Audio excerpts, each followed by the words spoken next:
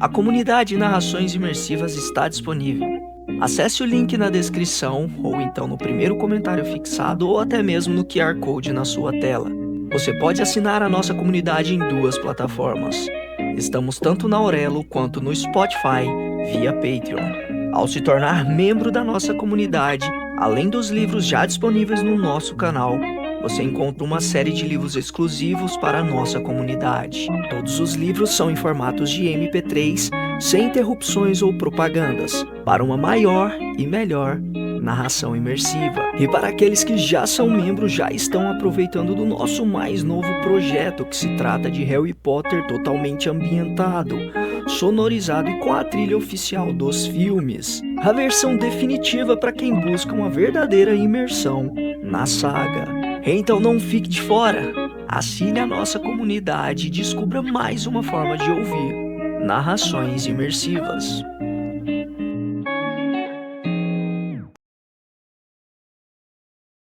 Percy Jackson e os Olimpianos. O Cálice dos Deuses. Um livro de Rick Riordan, narrado por Luca Guadagnini.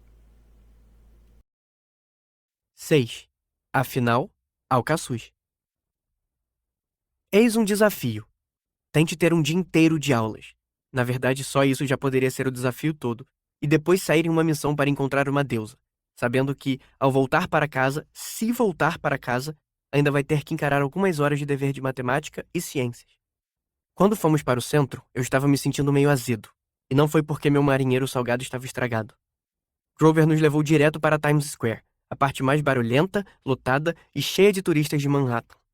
Eu tentava evitar o local ao máximo, o que, é óbvio, significava que eu ficava sendo levado para lá, em geral para lutar contra o monstro, falar com Deus, ou ficar pendurado de cueca boxer em um outdoor. Longa história. Grover parou na frente de uma loja pela qual eu teria passado direto. Por metade de um quarteirão, todas as vitrines estavam cobertas de papel alumínio. Geralmente isso acontece quando a loja está fechada ou é bem duvidosa. Estudei a placa eletrônica enorme acima da entrada. Talvez já tivesse passado por lá umas 10 vezes, mas nunca havia prestado a menor atenção. Na Times Square, todas as telas luminosas enormes meio que se misturam. Não acredito, falei. Annabeth balançou a cabeça, perplexa. Ela chamou mesmo o lugar de Hebe Sinistra? Pelo jeito, sim, Grover suspirou. E como você sabia deste lugar? Perguntei. As bochechas dele ficaram vermelhas. Eles têm um alcaçuz delicioso aqui. É impossível passar sem sentir o cheiro. Não dava para ver nada pela vitrine. Eu também não estava sentindo cheiro algum. Por outro lado, não tinha nariz de sátiro para alcaçuz. É tipo catnip para os caras bode. É uma loja de doces, então? Perguntou Annabeth. Não, está mais para... Grover inclinou a cabeça. É mais fácil mostrar. Eu não sabia se entrar no covil de uma deusa era a melhor ideia do mundo, mas Grover cruzou a porta e fomos atrás. Por causa do alcaçuz, acho. Dentro... Bom, imagine que todos os centros de entretenimento mais bregas dos anos 1990 se juntaram e tiveram um bebê. Essa era a Hebe Sinistra. Havia fileiras de máquinas de skee-ball prontas para um agito. Umas 10 plataformas de Dance Dance Revolution piscavam e brilhavam, nos convidando a rebolar. Fileiras de todos os fliperamas de que eu já tinha ouvido falar e dezenas de que eu não tinha ouvido falar ocupavam um armazém enorme e pouco iluminado, o que deixava o lugar parecendo um labirinto reluzente. E labirinto é uma palavra que eu nunca uso à toa. Ao longe, vi um balcão de doces para que os clientes se servissem num saquinho e depois o pesasse. E ainda tinham cestos enormes com doçuras coloridas. Do outro lado do armazém, havia um café com mesas de piquenique e um palco onde iguanas robóticas tocavam instrumentos musicais. Havia uma piscina de bolinhas do tamanho de uma casa, uma estrutura de escalar que parecia uma jaula de hamster gigante e uma estação de trocas de bilhetes com bichos de pelúcia gigantescos como prêmio. O lugar todo cheirava pizza, pretzel e limpador industrial, e estava lotado de famílias. Agora eu entendi o Sinistra, disse Annabeth, estremecendo. Eu já vim algumas vezes. O rosto de Grover era uma mistura de ansiedade e fome, mas pensando bem, essa era a expressão habitual dele. Nunca cheguei ao outro lado. Olhei para as crianças felizes correndo distraídas e para os pais, que pareciam igualmente animados ao brincar com jogos dos quais eles deviam se lembrar da infância. Olha, comentei, dando alguns passos em direção à porta atrás de mim. Estou sentindo uma energia forte de Cassino Lotus aqui. Tipo um Cassino Lotus de quinta categoria, mas, mesmo assim... Eu não precisava explicar o que queria dizer. Anos antes, tínhamos ficado presos em um cassino de Las Vegas que oferecia 1000 razões para nunca ir embora. Escapamos por pouco. Não é uma armadilha, garantiu Grover. Pelo menos eu nunca tive nenhuma dificuldade de ir embora. Estas famílias, elas vêm e vão. Não parecem estar presas no tempo. Ele tinha razão. Não vi ninguém com calça-boca de sino nem com cortes de cabelo dos anos 1950, o que era um bom sinal. Uma família passou, todo mundo com os braços cheios de bichos de pelúcia de prêmio, e saiu do edifício sem problema. Então, qual é a pegadinha? Sempre tem uma pegadinha, declarou Annabeth. Assenti. Nunca tinha entrado em um estabelecimento de um deus grego, monstro, nem outro ser imortal que não tivesse um lado ruim. Quanto mais interessante o local parecesse, mais perigoso era. Não sei, admitiu Grover. Em geral, compro alcaçuz e vou embora. Sou discreto. Ele franziu a testa para mim, como se estivesse com medo de eu fazer algo chamativo, tipo botar fogo em tudo. Para ser sincero, isso me magoou. Não porque eu nunca tenha atacado fogos em lugares, explodido coisas e gerado desastres apocalípticos aonde quer que eu fosse. É só que nada disso me torna totalmente responsável. E você tem certeza de que Abby está aqui? Perguntei. Não, mas... Grover balançou os ombros. Sabe aquela sensação que a gente tem quando tem um deus por perto e a gente não consegue ver, mas parece que tem um enxame de besouros rola bosta na nuca? Não exatamente, respondi.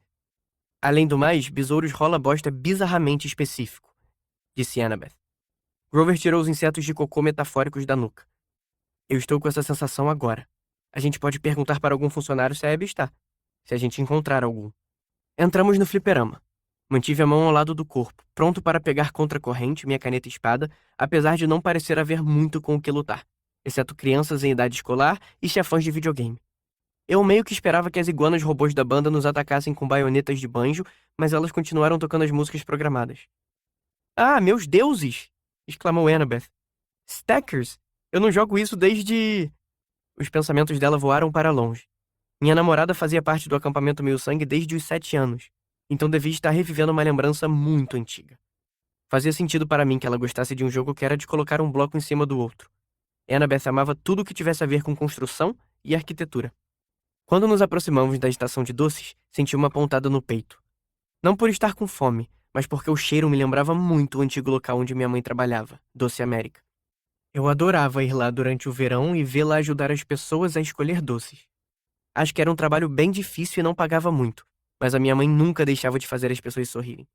Todo mundo sempre ia embora feliz com a mistura certa de doces, o que fazia minha mãe parecer uma super-heroína para mim. Óbvio que ela ainda era uma super-heroína para mim por vários motivos. Mas quando eu tinha 7 ou 8 anos, ter uma mãe que era uma moça dos doces era a coisa mais legal do mundo. Ela trazia amostras quando voltava para casa e aquele lugar tinha meus doces favoritos. Caramelo salgado com mirtilo, azedinhas azuis, azul... Bom, tudo. É incrível que minha língua não tenha ficado violeta para sempre. Grover farejou as fileiras de alcaçuz, que tinham tantas cores que me lembravam as gravatas penduradas no armário de Paul. O namorado da minha mãe ama usar gravatas diferentes para dar aula. Diz que deixa os alunos bem despertos. Um grupo de adultos passou, rindo e lacrimejando, lembrando seus doces e jogos favoritos de antigamente. É um buraco de nostalgia. O local vende para as pessoas as infâncias delas, observei. Annabeth assentiu. Seu olhar percorreu o centro de diversões como se estivesse à procura de ameaças. Isso faz sentido, mas muitos lugares vendem nostalgia. Não é necessariamente uma coisa ruim. Uma funcionária passou usando uma camisa polo azul vibrante da Abby Sinistra com um short combinando, mexendo num rolo de tickets de prêmio. Com licença, moça. Annabeth tocou no braço dela e a funcionária pulou. O que foi? Disse ela, com rispidez. Percebi que era uma garota. Tinha cabelo preto cacheado com presilhas cor-de-rosa, um rostinho gorducho de bebê e um crachá que dizia Brilhinho, gerente. Ela devia ter uns 9 anos. Desculpe. Brilhinho respirou fundo. A máquina de fichas quebrou de novo e eu tenho que levar estes bilhetes para... Enfim, como eu posso ajudar?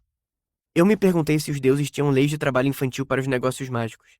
Se tivessem, a deusa da juventude parecia não acreditar nelas. Estamos procurando Abby, falei. Se tem a ver com reembolso por um jogo quebrado... Não tem, garanti. Ou com a pizza estar mofada... Não é, eca. Depende do mofo, murmurou Grover. A gente só precisa falar com a deusa encarregada. É meio urgente, disse Annabeth. Brilhinho revirou os olhos e cedeu. Depois do penhasco de mergulho, à esquerda passando pelo galinheiro. Penhasco de mergulho? Perguntei. Galinheiro? Perguntou Grover. Ela vai estar no karaokê. Brilhinho franziu o nariz como se isso fosse um fato desagradável da vida. Não se preocupem, vocês vão ouvir. Ela se afastou apressada com um rolo de bilhetes de prêmios. Olhei para Annabeth e Grover. A gente vai mesmo procurar um karaokê, tipo, de propósito? Você pode cantar Shallow comigo, ofereceu Annabeth.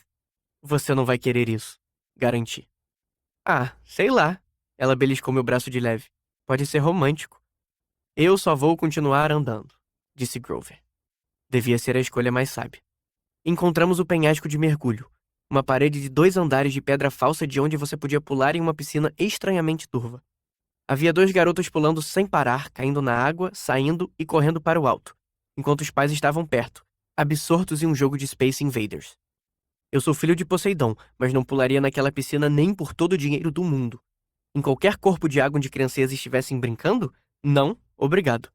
Ainda assim, anotei onde ficava a piscina, só para o caso de eu precisar de H2O para jogar por aí. Sou um cara com talentos limitados. Se não puder matar com água, uma espada ou sarcasmo, fico basicamente indefeso. Já venho carregado com uma dose de sarcasmo de prontidão para ser disparado. A caneta espada está sempre no meu bolso. Agora, eu tinha acesso à água, então estava tão bem preparado quanto possível. Passamos pelo galinheiro, que achamos que podia ser apelido para um espaço particular de eventos ou algo assim, tipo, onde se faria guerra de travesseiros de penas. Mas não, era um galinheiro de verdade. No meio do fliperama havia uma cabana vermelha sobre vigas, com alambrado em volta. No chão ao redor, mais de 10 galinhas e uns pintinhos amarelos bicavam ração, faziam aquele ruído que a galinha faz e agiam apenas como galinhas. Por quê? Perguntei. O animal sagrado de Abby. Acho que devemos ir em frente, disse Annabeth. Não discuti. As galinhas estavam nos observando com olhos vidrados, como se pensando, cara, se a gente ainda fosse dinossauro, faria picadinho de vocês. Por fim, encontramos o karaokê. Ficava separado do resto do centro de entretenimento por portas de mogno de correr, o que não impedia a música de passar. Dentro, havia umas 6 mesas viradas para um palquinho triste, onde um grupo de gente mais velha cantava uma música com uma vibe meio Woodstock. As luzes do palco pulsavam em um tom amarelo doentio. O sistema de som estalava. Aquilo não parecia incomodar os boomers, que passavam os braços em volta uns dos outros e balançavam as bengalas, as carecas brilhando e cantando sobre paz e luz do sol. A gente já pode ir embora? Perguntou Grover. Annabeth apontou para uma mesa junto à parede mais distante. Olha ali. Sentada à mesa, batendo os pés no ritmo da música, estava uma garota mais ou menos da minha idade. Pelo menos era o que aparentava. Mas dava para ver que era uma deusa, porque os imortais sempre se fazem perfeitos demais quando aparecem em forma humana. Pele incrível, cabelo reluzente, roupas sem amassado e coloridas demais para meros humanos. A garota usava um mini vestido rosa e turquesa e botas brancas de saltinho dos anos 1960. Mas conseguia fazer o look parecer muito descolado, e não uma fantasia de Halloween retrô. O cabelo estava preso em um penteado alto. Passou pela minha cabeça que ela estava canalizando uma moda que lembraria os boomers da infância deles. Nós nos aproximamos da mesa. Lady Abby? Perguntei. Achei que era a forma mais segura de me dirigir a ela. Estava supondo que seu sobrenome não fosse mesmo sinistro. A deusa erguia um dedo para me impedir de falar, os olhos ainda fixos nos cantores geriátricos. Eles não parecem felizes, tão jovens de novo. Os boomers pareciam mesmo felizes. Eu não tinha tanta certeza sobre jovens, mas talvez o termo significasse algo diferente naquela época. A gente queria saber... Por favor, sentem-se. A deusa balançou a mão, e 3 cadeiras apareceram do outro lado da mesa. Então Abby fez uma das ameaças mais apavorantes que eu já tinha ouvido de uma deusa. Vou pedir uma pizza e podemos conversar enquanto os coroas cantam músicas de protesto.